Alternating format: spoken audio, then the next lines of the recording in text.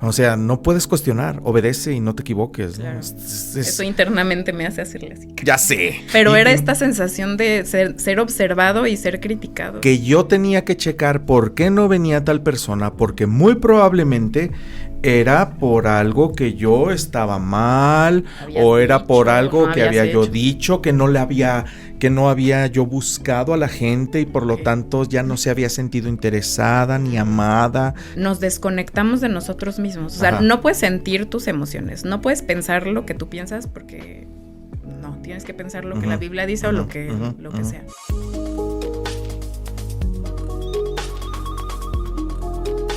Bueno, pues tuvimos que hacer una pausa porque nos dimos cuenta de que una de las cámaras no estaba grabando, así es que ya nos echamos media hora del podcast sin grabar mi cámara, lo cual pienso que no me va a extrañar mucho si es que no hay ningún problema. Por lo menos saliste tú, Grecia, sí. Y ahorita ya retomamos. Estábamos hablando con respecto a que estamos atrapados en la trampa del desempeño. Y de... Todo se trata de hacer, ¿no? De hacer. O sea, hacer para... la pertenencia, la aprobación está condicionado en cuanto haces. Por ejemplo, todo esto de dar la milla extra, sí. Tienes que dar la milla extra, ¿no? Y tú te estás petateando, o te estás muriendo, o estás enfermo, o estás cansado, o estás emocionalmente drenado, y no. Sí. Tienes que dar más. Es que hay 3 monedas de cambio en el sistema. Es decir, tú como persona, funcionando en el sistema cristiano, tienes 3 recursos con los cuales, digamos, tener créditos. Pagas y recibes. Sí. Uno es la asistencia. El otro es las ofrendas. Sí. Y el tercero es el desempeño en el servicio.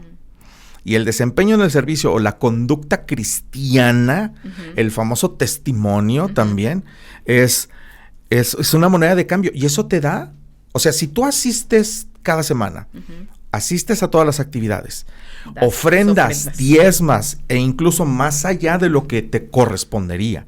Y eres una persona que se la pasa ahí sirviendo con un excelente desempeño y actitud cristiana, aunque sea nada más en la apariencia, tú tienes todas las posibilidades de tener eres un fama, buen cristiano, poder y estatus dentro del sistema. Sí, claro. ¿No?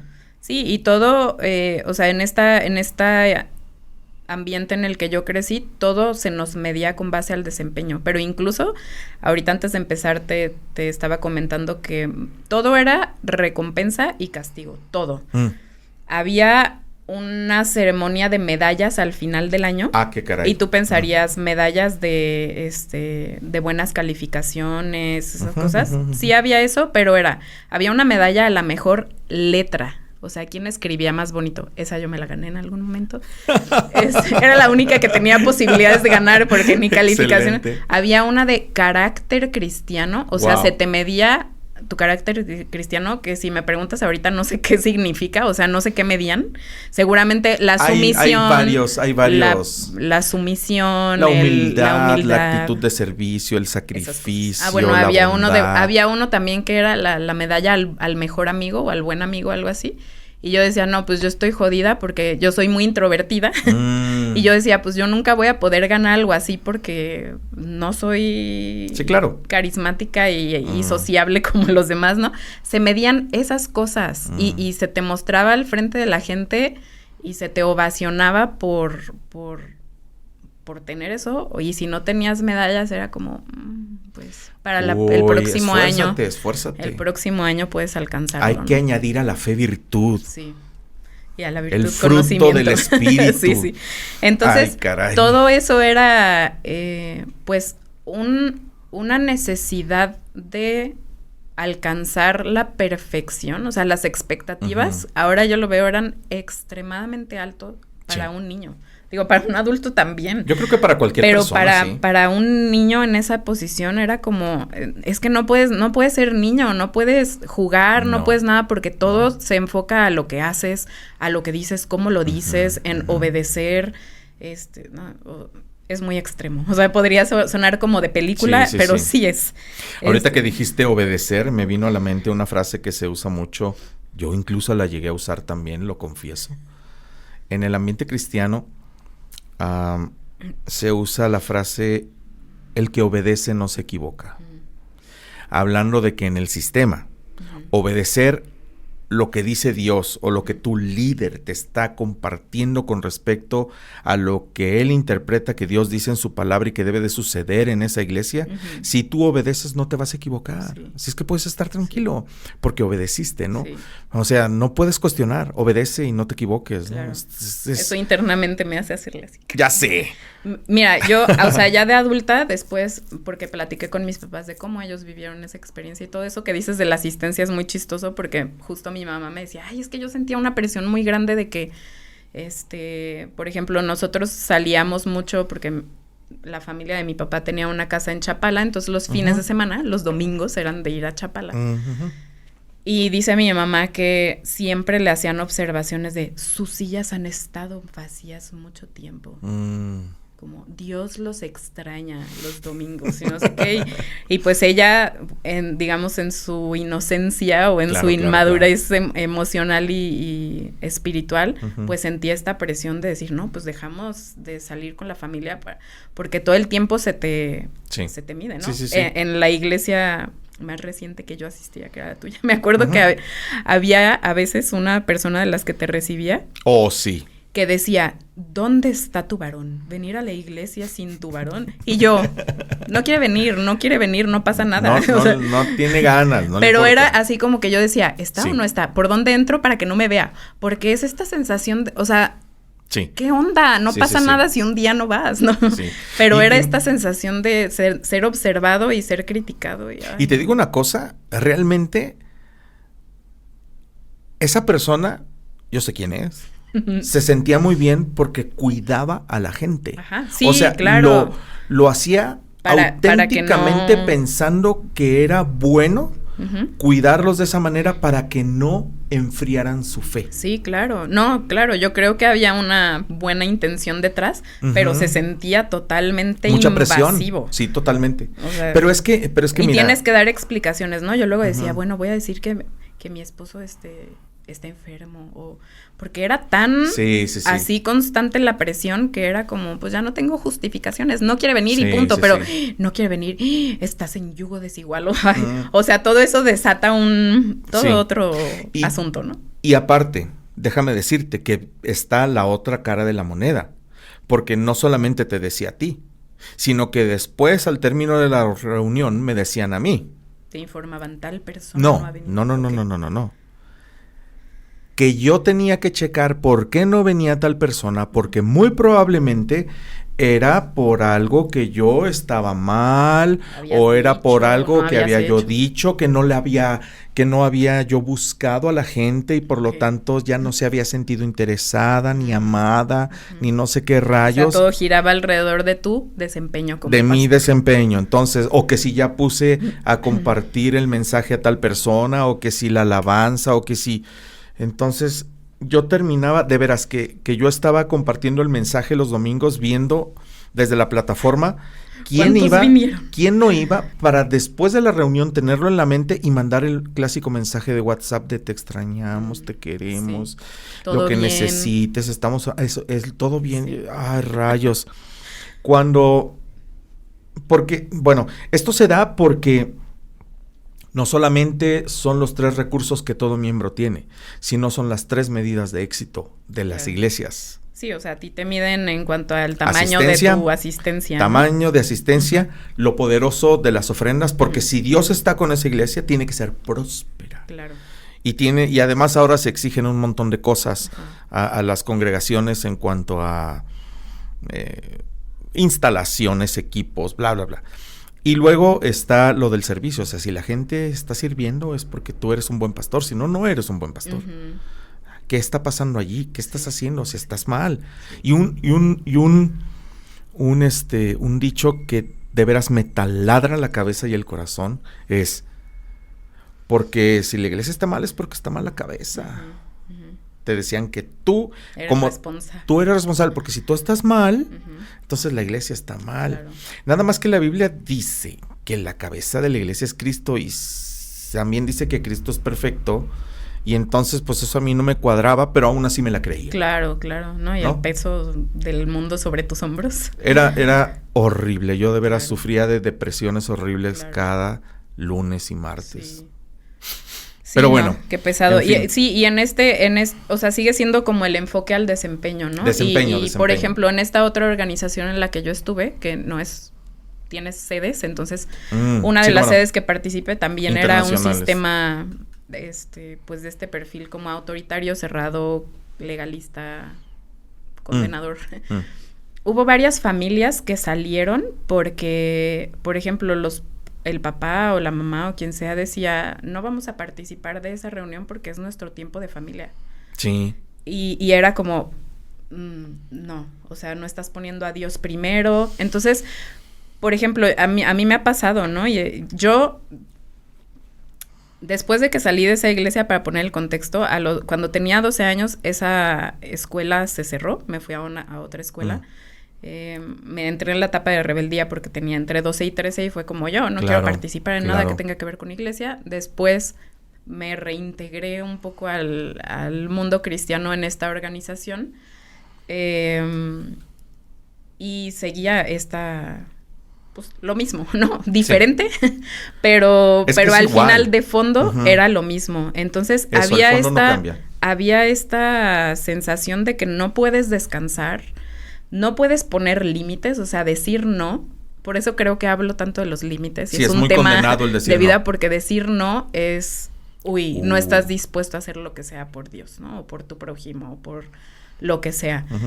Entonces, quien intentaba, no se te tiene permitido ni descansar, ni sentirte mal, ni querer pasar tiempo con tu familia, o ni tener algo recreativo, porque quiere decir que estás siendo egoísta, ¿no? Entonces, pues hay mucha gente que yo conozco, o sea, después de todo este tiempo que he convivido con gente que va a otras iglesias, yo estuve yendo, tienen esta sensación de que yo no me quiero proponer, por ejemplo, para ir a limpiar la iglesia, porque si un día no puedo, o sea, es como, no, ¿cómo que vas a tener vacaciones? La iglesia te necesita, o no, ¿cómo que tienes un evento familiar? Tienes que cumplir con lo que te comprometiste, ¿no? Entonces, hay una inflexibilidad y un no permiso para tener una vida normal, social, familiar, relacional, de descanso, de ocio, de recreación, de lo que sea. O sea, todo gira alrededor de tu desempeño y todo debería girar, o sea,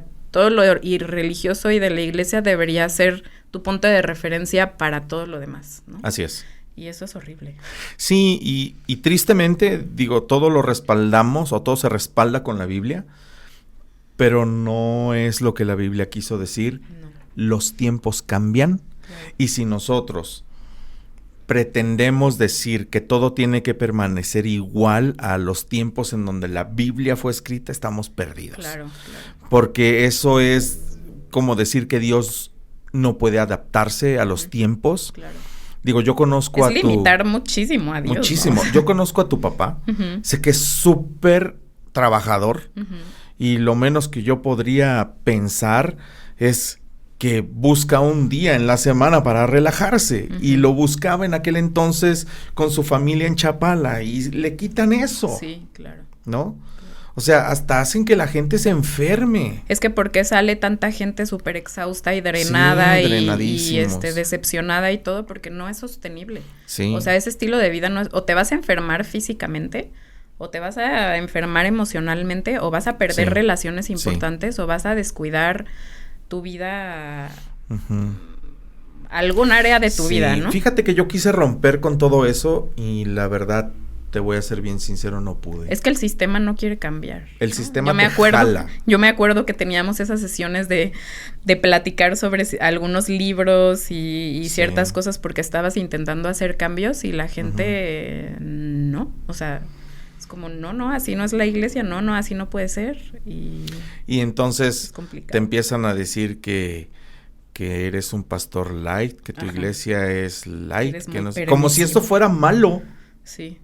Yo digo, a ver, pues Jesús dijo en una parte de la Biblia que Él vino para hacer ligero nuestro yugo. Eso te iba a decir, que las cargas son ligeras. Y lo quieren hacer de lo más pesado del mundo, pues no entiendo qué es lo que está pasando, pero es la incongruencia que vive el propio sistema. Yo la verdad también fui muy atormentado por todo lo que promoví con respecto a ese tipo de conductas abusivas, Pero te puedo decir también que estaba genuinamente equivocado. ¿A qué voy? Lo creía. Sí. Estaba inmerso en el sistema. Es que no ves otra, por ejemplo, yo como niña chiquita no tenía otro punto de referencia. Esa era la realidad. Pero cuando estás inmerso en un sistema así, que todos los de tu alrededor piensan así y todo, no ves otra cosa, es muy difícil. Uh-huh. No, y es que el sistema te aísla en sí mismo. Sí, o sea, demanda todo de ti. Sí. Y entonces al estar aislado no tienes pierdes todo. Contacto con la realidad del mundo. Sí. De hecho, yo te he contado que entre los que formaban parte de ese grupo, sí. Hay esta broma de que le llamamos la aldea. O sea, son los amigos de la aldea. Porque hay una película que se llama La Aldea, sí. en la que hay una comunidad que es como, no sé, se viven como los puritanos, algo así. Uh-huh. Y está cercada, o sea, tiene su perímetro, esa aldea, y una vez al año o cada cierto tiempo, bueno, le dicen a todos los niños y a todos los que van creciendo ahí que cruzar cierta línea del perímetro, que afuera hay monstruos y hay lobos y hay gente mala o sea, todo es malo afuera, ¿no? Uh-huh. Entonces todo el mundo crece con miedo de cruzar ese perímetro porque no saben qué es. Y ellos mismos... Hay personas de esa misma aldea que se disfrazan y merodean alrededor para que los niños o las personas ya no me acuerdo muy bien, la vi hace mucho, como que vean ahí a un monstruo pasando y es como para reafirmar que sí es cierto lo que les dicen y en realidad afuera está el mundo real, o sea, están las ciudades y todo, y ellos viven con ese temor de que todo lo que hay afuera es malo, así me sentía yo. O sea, todo lo que hay afuera es malo. Si no sigues las reglas, te va a pasar algo muy malo. Constante miedo y ansiedad de que en cualquier momento algo malo va a pasar. El temor de cuestionar, porque era como si cuestionas, pues mira, tú viste el monstruo, no puedes decir que te estamos mintiendo, ¿no? Así es. Lo hacemos por tu bien. No te dejamos salir y no puedes ir a ver porque lo hacemos por tu bien, porque es lo mejor para ti, porque queremos que estés seguro. Sí. Y pues no te dejan opción, ¿no? Incluso esto sucede en la iglesia, pero no hay personas que se disfrazan de monstruos. Simplemente aplican la falacia narrativa. ¿A qué voy? Pasa algo, pues, no agradable en tu vida, vamos a decirlo así, porque yo iba a decir malo. Sí. Pues, pero la vida pasa algo, pasa la vida, sucede la vida y de repente, no sé, tienes algún quebranto financiero, de repente tienes la muerte de un familiar, alguna enfermedad, etcétera, etcétera. Un accidente, lo que sea. Y la falacia narrativa que se aplica es que estás muy lejos de Dios, es que has dejado de venir a orar. No tienes suficiente fe. Exacto, no tienes suficiente fe. Es que, a ver, ¿cómo están tus diezmos? Pues por eso te va mal financieramente. Tienes algún pecado que no has confesado. Exactamente. Entonces, es la falacia narrativa para seguir con esta dinámica de abuso y son los monstruos control, alrededor, ¿no? de la aldea, exactamente. Sí, y eso creo que causa, y es algo con lo que yo me relacioné mucho tiempo, me viví con mucha culpa.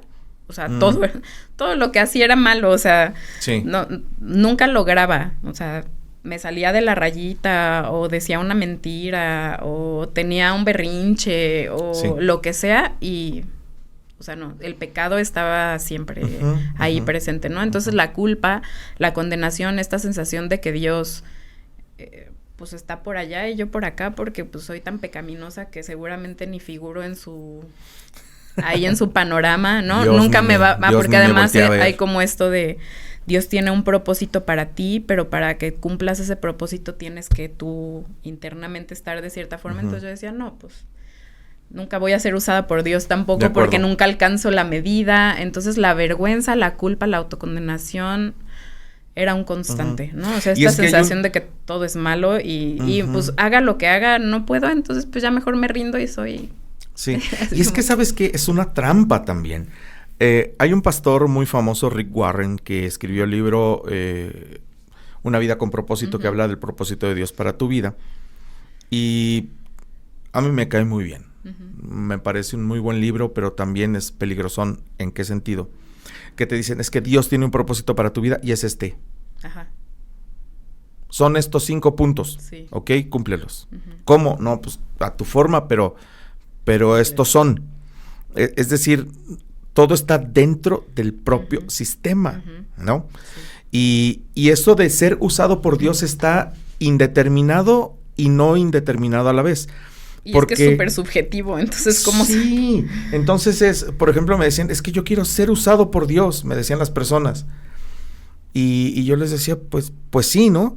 Pero en su mente estaba, ser usado por Dios es estar los domingos al frente, predicando la palabra de Dios y siendo escuchado por todos. Eso era su ser usado por Dios. O sea, entonces, no puede ser usado en tu profesión, no, o en el parque, entonces, o en tu familia. Si yo no los ponía a predicar, no los estabas dejando. No los estaba dejando ser usados por Dios. Y me castigaban con su desprecio, con su falta de asistencia, chismes, murmuraciones, etcétera, etcétera, etcétera. Yo salí de la iglesia en el 2020, el 8 de marzo del 2020, por conflictos personales que colmaron mi paciencia, y yo estaba súper desgastado después de 11 años de ser pastor. Pero estamos hablando de 8 de marzo del 2020. Estamos el día de hoy a 2 de junio del 2023. Sigo en terapia para quitarme la culpa de mi vida. Sí. No puedo. No, es que era un peso gigante. No puedo, en serio no puedo. Sí. Cada vez que pasa algo en mi vida me siento culpable. Sí, ¿qué hice yo esta vez para merecer esto? No. Y me lo echo encima y me deprimo, y eso me lleva a conductas autodestructivas, me lleva a malos hábitos, me lleva a depresión, me lleva a muchas cosas. Y, híjole, es bien difícil quitárselo. Sí. La verdad. Sí, cuando yo vi esto de que llevo 13 años procesando, digo, no activamente, porque ha habido periodos en los que lo proceso y luego como que todo se relaja y todo. Ahorita me siento en un punto en mi espiritualidad, creo que es el momento más pacífico y relajado. Qué bueno. Sano que he tenido, que ha sido muy difícil construir la espiritualidad desaprendiendo muchas de estas cosas. Pero bueno, ese es tema de otro día, lo que creo y pienso actualmente. De acuerdo. Quería tocar un punto en esta cuestión de la obediencia, Isra, porque me parece que ahí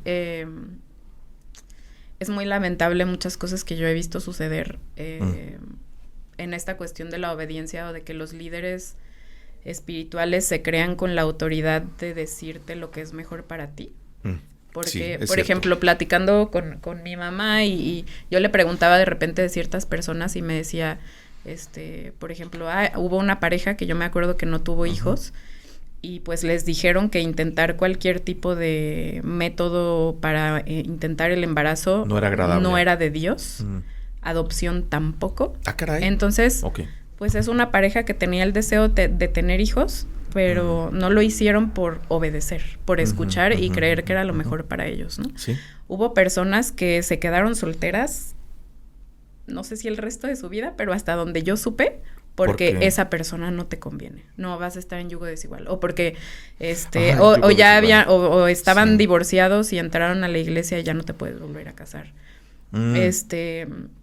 Un montón de malas, o no malas, pero elecciones de carrera, elecciones de pareja, elecciones de estilo de vida, elecciones de un montón de cosas que a las personas se les guió a eso porque los líderes creían eso. O sea, nadie me puede decir, y esto a lo mejor suena muy radical, pero... Sí, de acuerdo. A ti Dios no te va a decir qué es lo que va a hacer o qué es lo que tiene que hacer otra persona. Hubo un momento que un líder me dijo a mí, Dios me mostró el plan para tus próximos 4 años, lo que tienes que hacer en los próximos 4 años. Y tienes que venir conmigo a este proyecto y vas a trabajar en esto y esto y esto. Dios le habló. Porque tú eres muy buena en esto y esto y esto. Entonces ahí mi ego fue como... qué importante soy. Pero ya te condicionó. Me está confiando o sea, confía en mí para eso, wow. Pero yo tuve una claridad así de, o sea, me está alimentando mi ego y mi sentirme importante, pero por otro lado, mi respuesta fue, creo que Dios me lo mostraría a mí, claro, si eso es lo que quiere para mí. Porque te va a mandar recaditos. Entonces fue así como, chido tu plan para mi vida, pero no, gracias, ¿no? Pero sí hubo este componente de, o sea, ahora lo veo y dije, pude haber muy fácilmente caído o cedido porque te hace sentir importante. No, definitivamente. Yo cedí muchas veces. Entonces, cuando alguien en nombre de la espiritualidad o Dios te dice, Dios me dijo que tú tienes que hacer esto, aguas. O sea, es bueno escuchar consejos, es bueno escuchar opiniones y lo que sea, pero lo que se trata de tus decisiones personales, Dios, tu intuición, tu corazón, tiene que salir de ti. Nadie le va, no creo que Dios le va a mostrar a alguien con quién te tienes que casar o qué tienes que elegir para tu vida laboral o qué tienes que elegir o qué no. O sea, eso me parece contrario a todo lo que la Biblia dice sobre Dios y el libre albedrío. Sí, y sabes, en el Antiguo Testamento se da mucho este teléfono descompuesto de Dios, de que le hablaba a un profeta y ese profeta era el que le iba y decía a las otras personas lo que Dios decía.